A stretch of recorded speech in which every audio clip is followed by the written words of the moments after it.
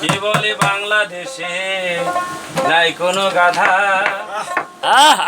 ও দাদা নাই কোনো গাধা। কে বলে বাংলাদেশে নাই কোনো গাধা, ও দাদা নাই কোনো গাধা। আরে মা বাপকে দেয় না খেতে, ওরে বইয়ের কথাই নাচে।